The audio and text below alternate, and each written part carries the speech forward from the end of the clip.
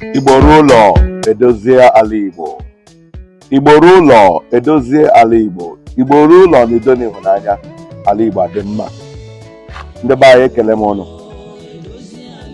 Ọ bụ mbụ ụkọchukwu Joe onye eji fada Josika wee mara n'efere mba ụwa. Abụ m ụkọchukwu. Ọ bụ taa ka m chọrọ ime ka unu mara etu Igbo Ruo si wee malite, ebe anyị nọ na ebe anyị na-aga.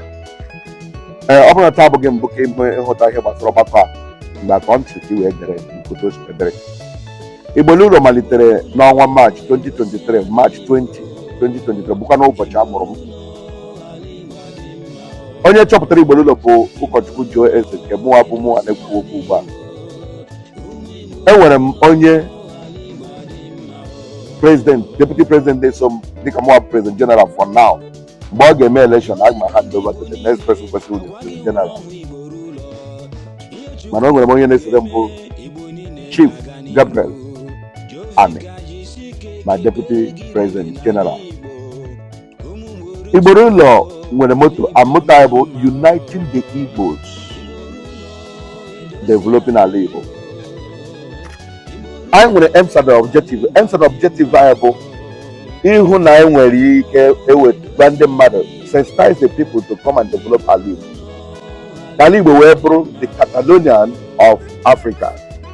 Ala Igbo bụrụ the Silicon Valley of Nigeria. Ala Igbo wee bụrụ the Japan of the whole world. Igbo Ruo agaala ihe dị iche, mekwa ọtụtụ ihe dị iche. Anyị nwere ndị BOT members anyị na-achọghị ịkpọ aha ha n'ihi security reason. Ndị unu na-anụ aha ha n'obodo ndị nwere nkabasị. Anyị nwere members of our executive, n'ihi oge aga m akpọchara aha ugbu a. Anyị nwere ngalaba dịgasị iche iche nke anyị kpọrọ chapters, 5 Igbo steeti ebe a ka chapter nwekwe dị ihe na-abụ their coordinators. So Anambra ka anyị na-enweghị coordinator for. N'ihi oge aga m adakpọ aha ha ugbu a. N'ihi na akpọgoma ha ihe onyonyo mbụ ndị mbụ mere. Anyị nwekwara ihe a na-akpọ ngalaba na ka a na-akpọ wings of Igbo Ruo. That wing nwere 2 major wings, women wings and youth wings. Youth wing I can achọ the right people to occupy that position ka ha nwee ike wee bido ọrụ. Ma women wing anyị nwere ndị Chineke jikpọrọ anyị ji na-arụ anyị ọrụ. Onye ndị ha bụ Lady Ann Nneka Okonkwo, the National Women's Wing Leader. Anyị nwekwara Honorable Princess Uche Ezejioha, our Deputy National Wing Leader. Anyị nwere Lady Onyinyechi Okoli, the National Secretary. Na ọtụtụ ndị ọzọ dịgasị iche iche ha na-arụkọta n'executive. Abịa na women wing, ha nwegasịrị ngalaba nke a na-akpọkwa chapters under them, bụkwa nke the 5 Igbo states. Enwere Lady Edith Mary Chinyere Asụzụ, anya na-elekọta ndị Anambra na women's wing. A nwere Barrister Mrs. Chinyere and Ebonyi State Women's Wing Coordinator. A nwere Assistant Wing Coordinator nke bụ Honorable Margaret Igwe. A nwere Dem Barrister Chizara Megwim, onye nke na-elekọta ndị Imo State Women Wing. A nwere Assistant ya bụ Barrister Lilian Okeke, nke bụkwa onye na-elekọta ha. Anyị ka na-ele anya na anyị ga-enwetakwa nke ndị Enugu na nke ndị Abia steeti mgbe na-adịghị anya. Ihe a bụ otu o si wee kwụrụ na otu o si wee na-eme ihe gbasara Igbo Ruo na Women's Wing. Iji gaa n'iru, Igbo Ruo agaala global international. Ugbu a anyị nweziri Europe branch Igbo Ruo registered na the process of registration ha, nweta ego a na imepe akụnụba na ihe ndị ọzọ. Onye isi ahụ bụ Honorable AG, ọ bụ nwoke amara amara. Google his name ya jiri nwere ihe. Anyị nwekwere Igbo Ruo Development Union nke Canada and USA and Canada. Onye isi ahụ bụ Honorable Austin. All the fully registered with account number, we are functioning too effectively. All these particular branches all over the world, but where they are on Igbo Ruo. Igbo Ruo they are affiliated with group and IDI, Igbo Development Initiative. Ndo ọrụ na ọhụrụ ya bụ itinye industry na ala Igbo ji wempa ala Igbo. Ma anyị chọpụtara ha, anyị connect with them. N'ihi na Igbo Ruo wụ non-profit making organization. So I join with the profit making organization where make anyị were aga n'iru.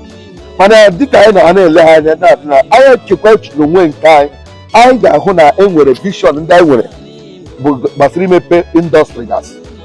Anyị mere anyị rejista ndị Igbo Ruo Ụlọ Industry Nigeria Limited nke wụ so many company ga-anọ ndị it.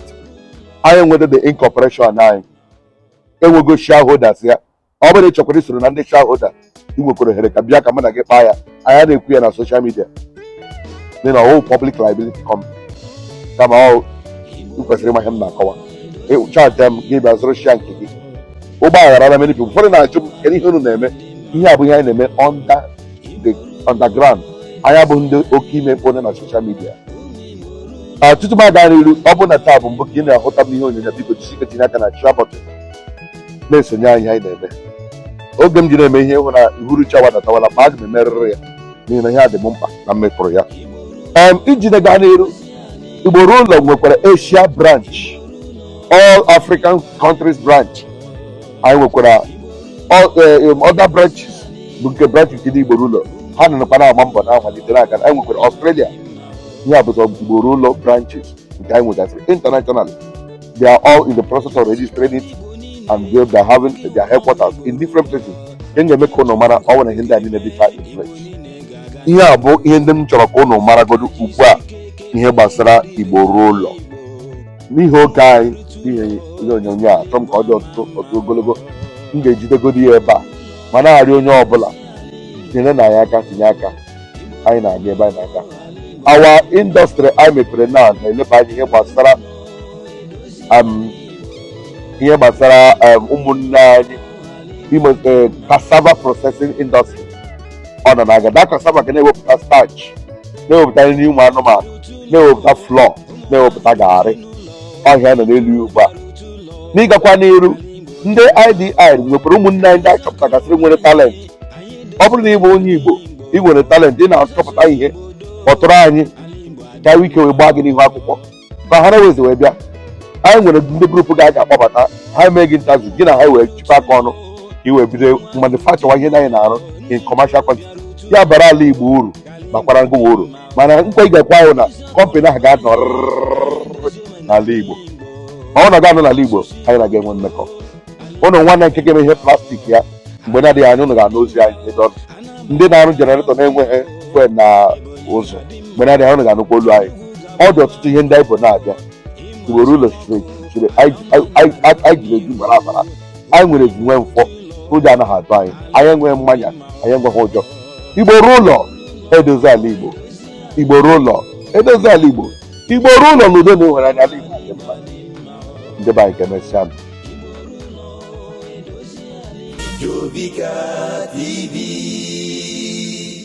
Poised to reach you with the truth.